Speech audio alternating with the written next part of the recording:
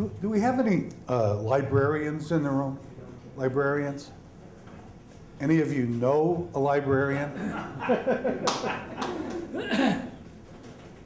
Are they different or what?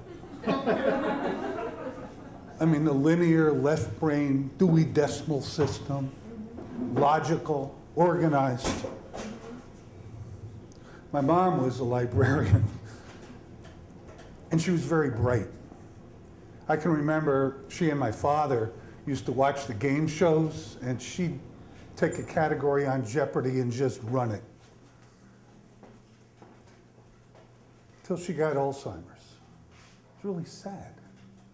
It just stripped her. And somebody gave me some pretty good advice. They said, when you're talking with your mom, don't try to bring her to where you are, go to where she is.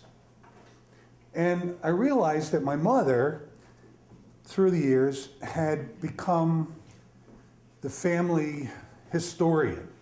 She kept photographs and organized them and put them into photo albums. And so what I would do when I would visit her is I would sit down with a photo album. And I'd open it up and she'd start telling, well, this is Uncle Alfred and here's where he lived. And well, I remember one time I was over at their house. They lived on the east side of Allentown.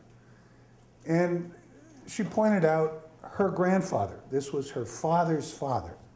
And she started telling me, yeah, he came over from Wales. And the story was his mother passed away and the father remarried and the kids didn't like the stepmother. So 5 of them bolted for America. 17 years old was the oldest. He was 15. They settled up in the coal regions, went in the coal mine. And then she said, and here's his enlistment paper to the Civil War. I said, you have that? Yeah. It was only for 90 days because they just thought go down and beat up on their rebs and come home. And well, it didn't work out that way. And then she said, over there on the wall is his final discharge paper from 3 years later. I said, I've passed that. I never realized that's what it was. His discharge paper from the Civil War. I said, but Mom, you have that in an old frame, and we should really have that reframed because the glass is not protecting it. She goes, oh, no, I don't want to take it out of that frame. I said, we can use the same frame, but let's just have it redone. So we took it out of the frame. It was the first time it had been out of that frame since the Civil War. And she explained that when he died, his name was William Jones, my grandfather got it, and then when he died, my mother got it. Well, I turned it over, and on the back, his lieutenant had written, participated in the following engagements, and listed all the battles and all the dates. And they were the biggies, Antietam, Chancellorsville, and Gettysburg. So I did some research on it, and I decided to take my mother and father to Gettysburg.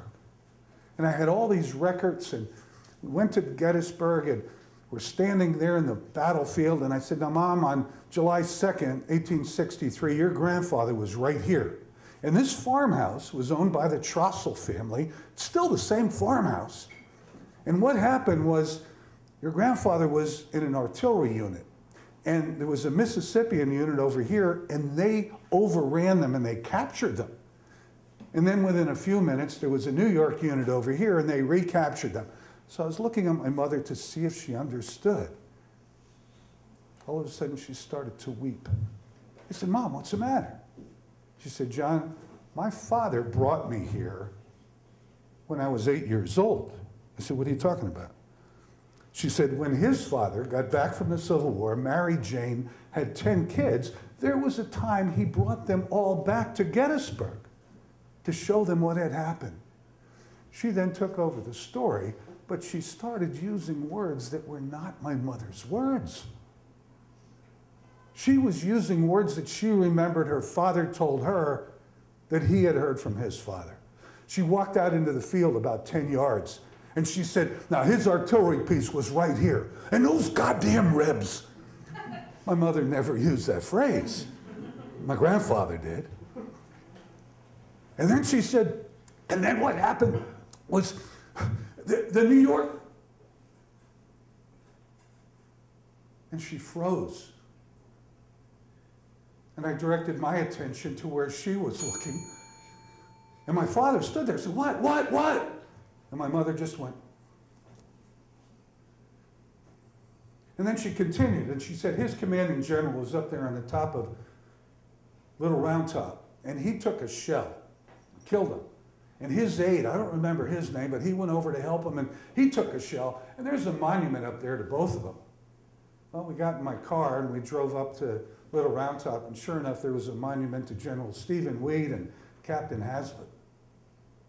Well, my father walked over to talk to one of the guides, and my mother looked me in the eye, and she said, "You tell me what you saw back there."